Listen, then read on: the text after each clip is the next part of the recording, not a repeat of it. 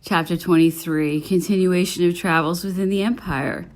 At the time of departure, the choice of a court retinue to accompany the emperor was only a matter of display, which he treated lightly enough with the palace grand marshal, but the important retinue to assemble was that of the workers he would need on the planned tour. We will begin there. Whatever the purpose or nature of a journey, the Secretary of State always had to be there. And he always was. I only know of the trip to Venice in November 1807 that this minister did not make. It was for reasons of health, and in any case, the absence was so brief that I was able to fill in for him. The emperor wanted to have him constantly at hand, like a lever with whose help the ministerial machine seemed to him to function more smoothly. I've already said this, but it is a post which until now has been so little appreciated that I cannot repeat it too often. Additionally, Napoleon always brought his two secretaries, Memoirs and Fain, so that under their pens nothing of what he thought out loud in private would be lost. And the emperor was going to visit the prefectures.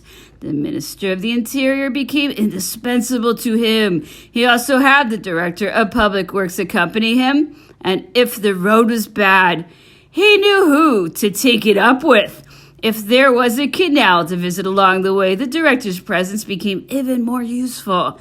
If the itinerary to be followed caused the emperor to pass by a maritime establishment of some importance, the Minister of the Navy took pains to be there when the emperor alighted from the carriage. And it was he who navigated the emperor's dinghy in the port or the roadstead. Were they passing the slopes of some first-rate fortress?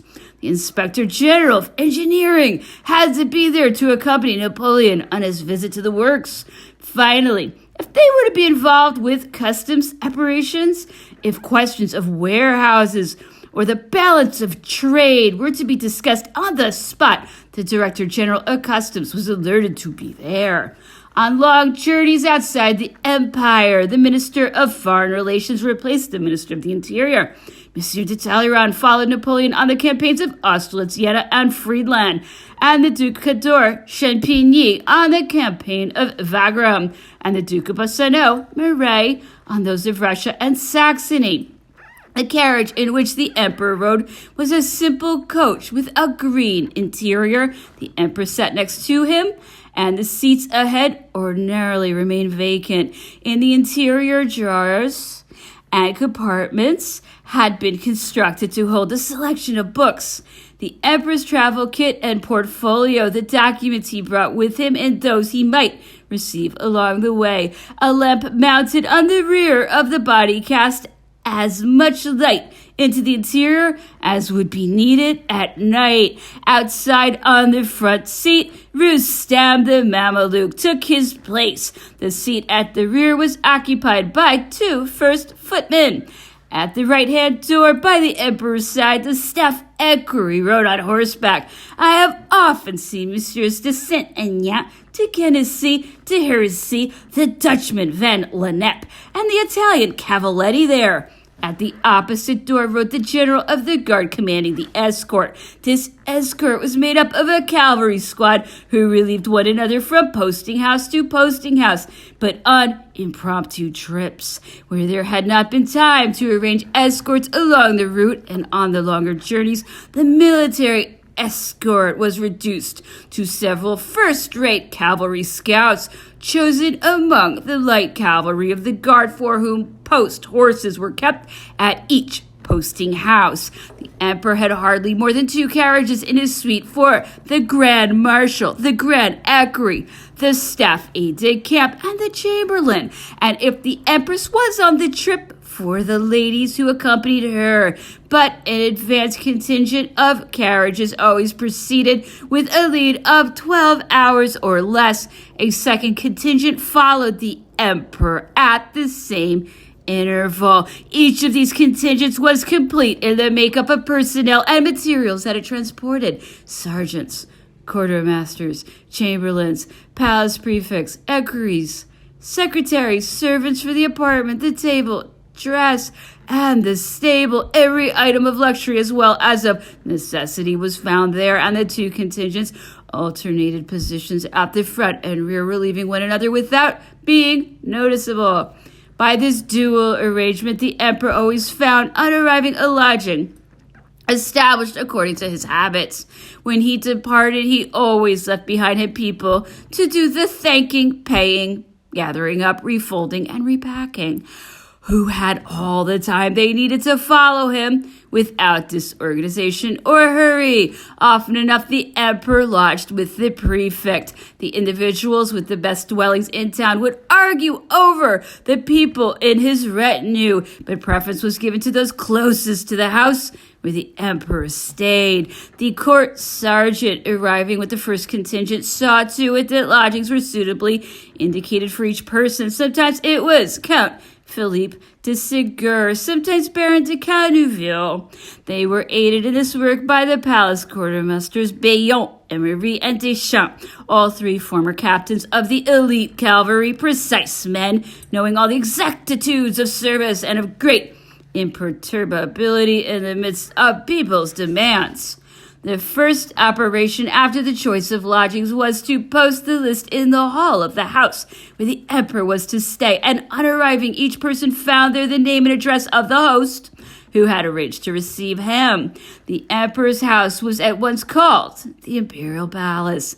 It was the gathering place. People went to their lodgings only to dress or sleep, so that their stay did not present costs for any of the townspeople. The emperor had all his entourage served at the palace. His expenses were paid everywhere in cash. Following his departure, an accountant settled the balance. Lastly, gifts and bonuses compensated amply for whatever disorder was inevitable in such a situation. In towns where the emperor spent only one night, his first concern was to find out the needs of the area. Having scarcely arrived, he would gather the local authorities about him, either before or after his dinner. He questioned them about iniquities, about possible improvements. He had the functionaries of various kinds speak, wishing to judge their capabilities for himself. Merchants, manufacturers, and farmers all were encouraged by him to express their wishes freely. If he stayed longer than a day, he got on horseback early in the morning and went out to inspect the works in progress. In town, he visited the monuments, businesses, factories, and workshops. Ordinarily, he spent the middle of the day in his cabinet, finding there in the placement of tables, documents, books, and maps the same arrangement as at the Tuileries. He read his dispatches and responded to them. The day's mail being finished, he went into the sitting room where he received the Secretary of State. After having done the work of the ministers and the Council of State with him, he held a council of local administration where the mayor, the imperial prosecutor, the prefect, and the minister of the interior discussed before him the matters of most interest to the region. He enjoyed ending the councils on the sites themselves. The customs director, the public works director, and the civil and military engineers were often called on to take part in these councils of the family, and the Secretary of State, who held the pen, remained in charge of promptly dispatching the results. The emperor kept the mayor, the priest, and the prefect to dinner, and the evening usually ended with a concert or ball arranged for him by the local townspeople. If everywhere people thronged around Napoleon to offer him tributes of gratitude and love, he experienced no less vivid a pleasure in seeing with his own eyes the favorable improvements made by his administration. The lingering traces of our ordeals diminished. Even the memories were almost extinguished. If some improvements remain to be done, it is no longer restoration following great disasters, but finishing touches which belong to a time of peace and prosperity. The emperor wished above all that the joy occasioned by his presence bear fruit. At village festivals or district meetings, he allowed himself to be approached by all who had favors to ask. He welcomed the requests. He listened, prompted observations, recompensed services, entered into to the least details and everywhere, through wisdom and acts of great generosity, left lasting monuments of his passing. I have just borrowed these lines from the Duke of Cadore Champigny, this minister in the report of the state of the empire in 1806, and Count Crétet de Champmol in 1808 have perfectly retraced what they saw during the journeys of this era where, one after the other, they had accompanied Napoleon, particularly in the Duke of Cadore's tribute. We notice the style of Pliny, and it is generally agreed that until now, no one else stands up to the comparison. Chapter 24, War Travels. In the army, the emperor had 3 different travel arrangements: his stagecoach, his light barouche, and his brigades of saddle horses. The stagecoach was a very simple yellow coupe, which was used for long distances. Napoleon could shut himself in it as in a carriage. He found there, as needed, a mattress for sleeping, paper, pens, and ink, a small travel library, and a toilet kit. Numerous drawers offered all the resources of a house on wheels. As the body was fairly heavy, it was claimed that it was lined with iron strips to repel bullets. When the emperor quitted this coach to march with his troops, it was left in the rear guard with the carriages of the entourage, which were called heavy coaches. This contingent, commanded by an equerry, followed at 2 or 3 days' distance under the escort of a detachment of the elite cavalry of the guard. The barouche, harnessed to the imperial house's post horses, served the emperor for traveling from one army corps to another, or for covering in a few hours the road that the troops had just spent the whole day covering. This method of advancing by leaps provided him with intervals of rest and repose, which he needed for the expedition of cabinet matters and those of headquarters, which following the march at the same time. The barouche, or the coach, had only 2 seats. Usually the emperor had the Prince of Neuchâtel, Berthier, Major General, with him. I have sometimes seen Murat, the King of Naples, there when he was with the army. In the Prince of Neuchâtel's absence, it was the Grand Marshal or the Grand Equerry who took his place. Rustam the Mameluke continued to occupy his position on the front seat. A few steps ahead of the barouche, 2 cavalrymen and 2 ordnance officers rode as scouts. Near the right door, the staff equerry rode on horseback. During the later campaigns, it was most often the Barons de Saluces, de Monteron, or Mesgrigny. At the left door rode the general of the guard, who commanded the escort. Those most often seen performing this duty were the generals Guillot and Lion of the Light Cavalry Guard. Around the carriage and behind it were closely grouped the emperor's aides de camp, the ordnance officers, and the pages. The emperor's aides de camp made up most of the general officers. They themselves had aides de camp, who were called petit aides de camp. The structure of the military allowed only a dozen aides de camp to the emperor. Of the old soldiers who had been with the army in Italy, a single one, General Le Marois, had retained the title of aide de camp to the emperor, but he no longer fulfilled its functions. After having long commanded an observation corps during the March of Ancona, he took charge of the defense of Magdeburg and still had this location in 1814. Louis Bonaparte and Murat had become kings. Junot had become Colonel General. Duroc, Grand Marshal of the Palace. Marmont, Duke of Ragusa, Marshal of the Empire, etc. Lavalette had ended his military career. Of the first consul's aides de camp, only Duke Charles de Plaisance remained.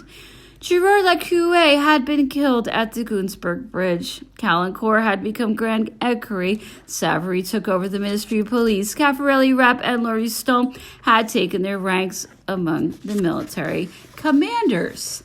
In the number of aides de camp whose seniority extends back to the early days of the empire, I see no others to name than Mouton, Count de Lobau.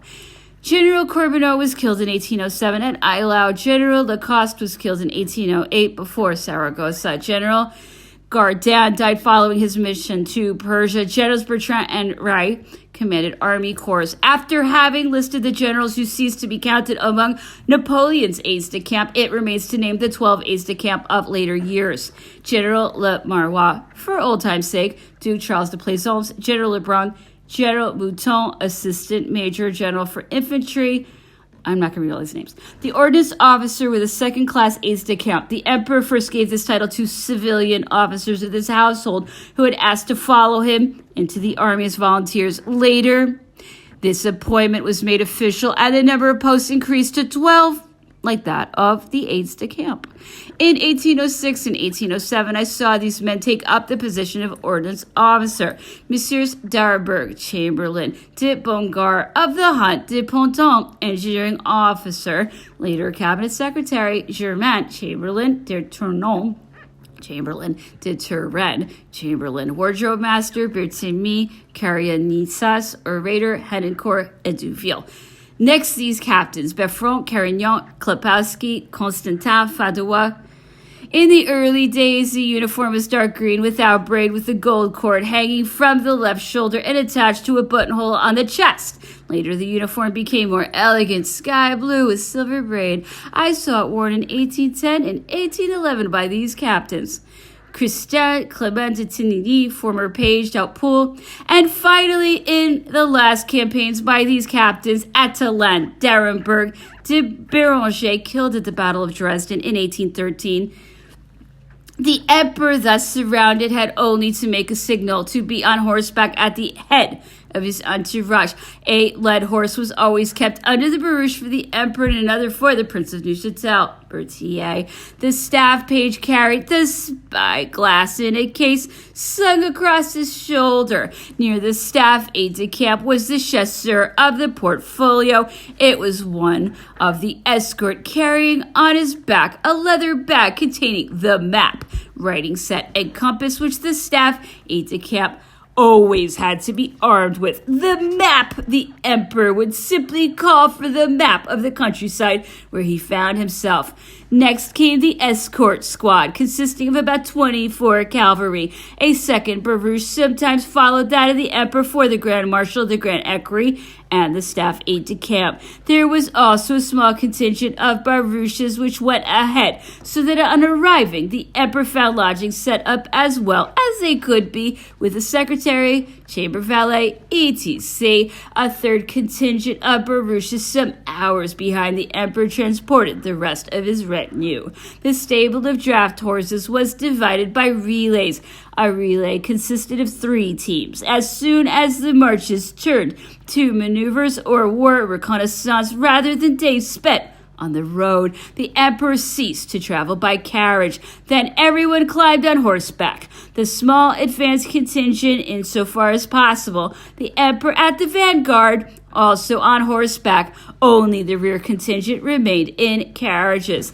The saddle horses of the emperor's establishment were divided by brigades. One brigade, I believe, was made up of 9 horses, including the horses of the stable boy and the groom. There were in each brigade a horse for the emperor, one for the grand equerry, staff equerry, secretary, regular surgeon, page, and the last a Rustam. The spare horses were grouped around the brigade for the Prince of Neuchâtel's personal staff, the aides-de-camp, and the ordnance officers. There was also an escort relay for each brigade. The horses the emperor usually rode were Arabians, small in size, grayish-white, obedient, smooth of gallop, and trotting at an amble. The house the sergeant indicated was to be the emperor's quarters was invariably called the palace. It was almost always a cottage. There was no daintiness in the choice of lodgings. The food was the same for him as for the others, and everywhere he stopped, what was eaten was paid for in cash. When 3 rooms could be given to the emperor, it was enough. The apartment then consisted of a staff sitting room, a work cabinet, and a bedroom. The emperor's lodging taken care of. If there remained more room in the house, it was for the Prince of Neuchâtel, Berthier, next to the Grand Marshal and the Grand Equerry. There were always some corners found to lodge the secretaries and with them the surgeon Ivan. According to the space available, they made themselves comfortable or piled on top of each other. When there was no cabinet, the secretary worked in the bedroom. The staff aide-de-camp, the equerry, 2 ordnance officers, the aide-de-camp of the general aide-de-camp, and 2 pages slept in the room outside the cabinet or the bedroom. I mean to say that they slept completely dressed on straw, on chairs, on cushions from the carriages, or on mattresses that the lodging was able to provide. When there was no third room, they used the staircase or the hall. The liveried servants drew back accordingly and went to curl up under sheds in the courtyard. In addition to the bedroom or the apartment the Prince of Neuchâtel occupied in the Emperor's house, he needed a nearby house to lodge his staff, who made up a separate group. The prince had numerous aides-de-camp, more distinguished by their personal courage and the elegance of their manners than by the red trousers, which were the prominent color of their uniforms. General Girardin, Count Edmond de Périgord, Colonel Portalis, Count de Montsalon, and Colonel Lejeune wore these famous red trousers. The major general's principal secretaries were Messieurs Le Duc and Salomon. There was additionally a staff office of which General Bailly de Montillon was the head under the title of Assistant Major General. Besides the assistants, there were general warrant officers and staff officers who shared among them the various duties of headquarters. I will mention the general warrant officer Detzel because he was one of the old soldiers from the military committee of the National Convention. This same Representative Detzel, who in his time had defended Landau, was on Napoleon's staff in charge of command and of the exchange of prisoners of war. Almost all our conquerors of 1814 had passed through his hands, beginning with Blucher. Maintaining order in this large staff seemed to necessitate the presence of a police guard, and under this pretext, the Prince of Neuchâtel, Berthier, was able to keep with him the battalion which made up his Neuchâtel contingent. The uniform of its soldiers was canary yellow. The soldiers of the guard called them the Neuchâtel Canaries. In general, the prince placed great importance on everything on his staff being done following the example of what was done with the emperors. Maybe even that was an affectation. From what you have just seen, you have only a partial idea of the population of the imperial quarters. The emperor's entourage to that of the Prince of Neuchâtel must be added that of the Secretary of State, that of General Quartermaster of the Army, the Treasurer, the Commander-in-Chief of the Artillery, the Commander-in-Chief of Engineering, the Colonels General of the Guard, and sometimes even that of the Minister of Foreign Relations, and lastly, all the Imperial Guard, among whom the Emperor habitually lived. Now, if you could picture all these people in a simple village, you will imagine chaos, and you will be mistaken. Certainly in such a crowd, the hum was great and partial disorder inevitable, but the master's presence, the meticulousness and reserve with which everyone kept to his place around him, the routine of a situation that recurred every day, and the harmony of each staff working as a family made an admirable substitute for what order could not do in such crowded circumstances. By instinct, everyone huddled around his commander, and at night everyone is tucked under the various shelters of the village, like the flocks of various shepherds the night before a big market day. In good weather, the best place was undoubtedly the bivouac near the soldiers who camped in orchards outdoors. Moreover, this is a picture of a poor village, but not everywhere was the same. After villages came small towns and large cities and capitals in their turn. What suffering and deprivation were made up for them, and how delightful and ingenious is European civilization today in the hospitality it offers. Good people of Vienna, Berlin, Dresden, perhaps your wounded pride yet recalls us as conquerors. We remember little more than having had you as hosts. At sea, the crew, which has no other bedroom than the ship's deck, is soon standing when the pilot's whistle is heard. As for us, whether the imperial quarters were a city or a village, we were nevertheless like the crew asleep on the deck. When in the silence of the night the emperor, coming to the last word of his dictation, said from deep within his cabinet, "To horse!" we were soon ready. The pilot's whistle is less promptly obeyed. "A cheval! A cheval!" These words had the effect of an electric engine. An echo of human voices repeated them down to the last lodging place, and the emperor, always the first on horseback, had barely gone a few paces before there was no one missing in his retinue.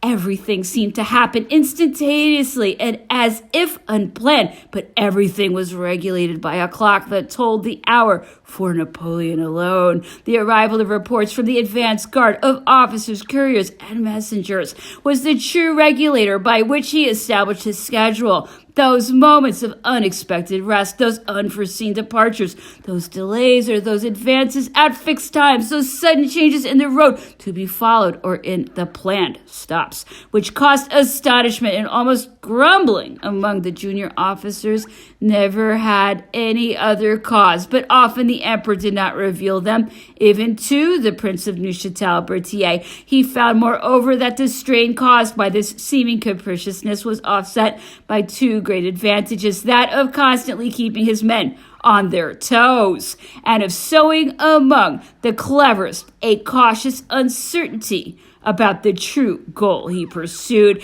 The emperor rode horseback boldly and recklessly. He let his back slouch over the saddle, holding the reins negligently in his right hand, while the left arm hung free, all his body balancing to the horse's gait. He gave himself without reserve to the skill of his mount, who additionally was accustomed to following the two cavalry and the two ordnance officers by whom we were always preceded. Sometimes the emperor let his horse go at a walk or a trot, content to be carried away in his thoughts, sometimes putting him to a gallop. He did not fear taking on difficult paths, marshy lowlands, or the slopes of rocks and ravines. The Mameluke then became a chamber valet on horseback. He could be seen following close to his master, having always at the back of his horse a small case fitted with the spare clothing which could be the most necessary, and keeping in reserve the famous gray frock coat which the emperor wore over his clothing in bad weather. A dispatch reaching the emperor on the road often caused him to stop in order to answer immediately or to give an order that had become urgent. Then he settled in against a ditch. He preferred dictating to the Grand Equerry Calancourt when he was there, or else to the staff aide-de-camp. During the final campaigns, the ordnance officers, notably Gourgaud and Lamezin, often had to fill this post. Great care was taken on arriving or returning to bring back to the cabinet all notes from the dictation and papers from the road. When the emperor called a halt to wait for information or to let his men catch their breath, it was not unusual that he thought of the canteen himself. The mule was brought. The leather tablecloth that covered the baskets was spread out on the ground. Provisions were placed on it, and Napoleon seated at the foot of a nearby tree. With the Prince of Neuchatel, Berthier at his side watched the circle of his military family gather round him. All the faces were happy because each, from the page to the highest officer, found what he needed there. In cold or foggy weather, when the emperor stopped outdoors, the cavalry of the escort at once made up a large fire, which he drew near to. The staff aide-de-camp stayed several steps away to take his orders and to call the people the emperor asked for. The retinue remained at a distance. The second fire was soon lit for the greater officers, a third for the smaller, a fourth for the servants, etc. These fires were the rallying signal. The emperor's bivouac is there. People stopped near it, and if a soldier went on his way, it was not at least without casting a look of good fellowship on the gray frock coat. Before having taken to his gray overcoat, the emperor covered himself in the cold of the bivouac with a light blue coat whose collar had faint gold braid, half worn off. It was the former property of the general-in-chief of the army of Italy. Napoleon always kept it, and now the old coat offers him a final service. Napoleon sleeps inside it at St. Helena. When marches were made within enemy range, the emperor himself took over directing the movement, and it was a pleasure to watch him on maneuvers. You saw him advance successfully from one height to the next, circle cities and villages to reconnoiter their position, allowing none of the terrain's resources to escape him. He commanded with a rare prudence. His orders were always short and precise, transmitted rapidly by the ordnance officers. They were executed with exactitude. No one needed an explanation. Going into battle, the emperor was little concerned with what he would do in case of success, but much with what he would have to do in case of failure. No one around him imagined it, but this habitual preoccupation was not lost on the secretary. He who General Bonaparte had with him in Italy, in Egypt, at Marengo, was the first to say it. Those are his very words we have just quoted. The secretary of the later years offers here the same testimony. I am still astonished that people have represented as acting only by chance and by whim the man who in a given position calculated with the utmost care all the elements of the decision he had to make. Far from letting himself be ruled by the fickle turn of events, Napoleon always had his thoughts fixed on the whole of the chessboard. He was possessed of this whole to the utmost degree, and he created such plans from it that he seemed to control fate. His fate, therefore, lay in boldness. If he had long pondered his course, once it was decided, he no longer hesitated. He lost not a moment in executing it. No one knew better how to multiply strength with speed, striking hard at the weak point, and always appropriately, remaining inscrutable in his plans until the last moment. He did not deploy his reserves until the enemy had already exhausted his. During battle, the emperor stayed back from the center in a position where he could see and judge the fighting well and have easy access to reports,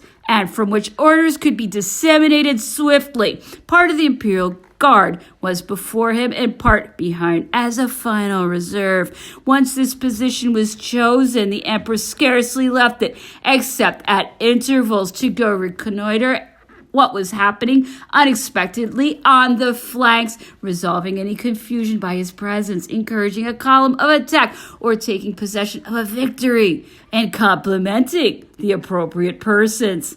How can I not recall here that glance which took in everything at once, and that forethought which rendered him master of the future, and those sudden inspirations which thwarted the enemy's cleverest schemes with unexpected resources, and this art of reviving in a moment shaken courage without losing any of his calm, and those strokes of sublime audacity that make us tremble yet for his life long after he has conquered, and this heroism so novel that more than once caused him to curb a victory at the very moment it promised him its most beautiful triumphal palms. When the emperor advanced too far into danger, he sent back his people and barely permitted the Prince of Neuchâtel-Berthier and the Duke of Vicenza Calancourt to follow him.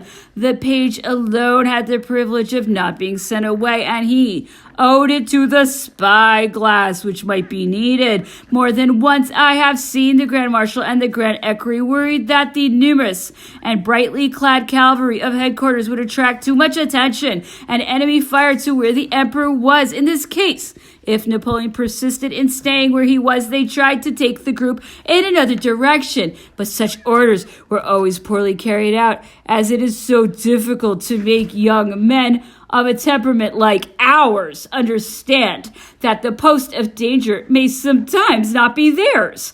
On the battlefield, the emperor's tents were put up in the middle of a square of the imperial guard. The generals of the guard then came to complete his court, or rather his military family. Those who in the last years I saw approach the most regularly were, for the infantry, Generals Friant, Curiel, Leon Colbert.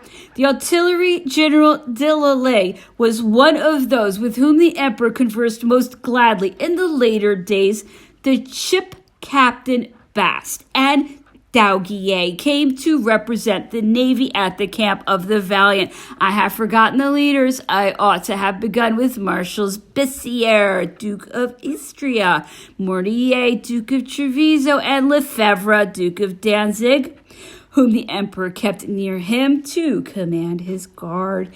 There were 3 main tents for the imperial quarters, that of the emperor, that of the officers of the suite, and that of the major general. The tents were of a canvas twill, striped blue and white, bordered with a fringe of red wool. The emperor's personal lodging used 2 canvases forming 2 rooms, which led into one another. The first room was the cabinet. It was furnished with a small writing table, an armchair of red Moroccan leather for the emperor, and 2 stools for the secretary and staff aide-de-camp. The table and the seats were on folding legs. The second room served as a bedchamber. Here the little iron camp bed was set up. The deep green silk curtains enclosed it like a big bassinet. The piece of carpet from the carriage served as a bedside rug, and the travel kit completed the furnishings. The outside of the structure was double. By this I mean that the tent was made up of an exterior canvas that was stretched on stakes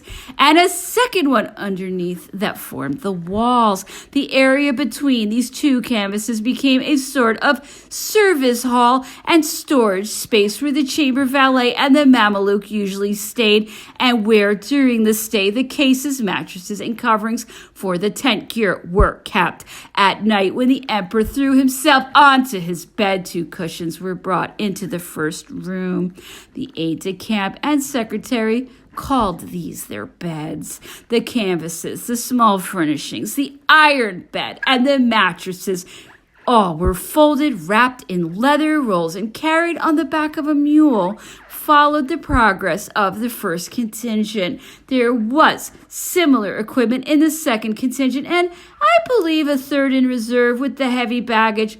There was a separate mule to transport the bed. The frame of the little iron bed was about 6 feet long, 3 feet wide, and 4 feet high. It was made up of very light steel rods that fitted together with great precision and were very easy to set up. They were slid into 2 leather sheets that stretched on either side of the mule, and on the pack saddle of the 2 mattresses and the curtains, well rolled into the leather bag, were placed. That was the gear of the bed mule.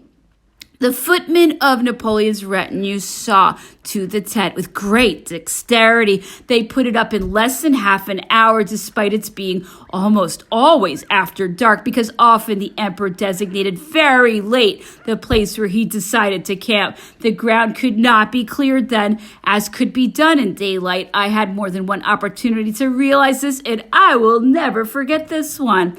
It was the night of a large battle. The tent had had to wait for a long time. It had just been put up when I slipped beneath the canvas and, overcome by sleep, I had thought I was lying on some case among the baggage. Imagine my waking. The night's pillow had been a body dead the day before. What a horrible story. I shudder telling it.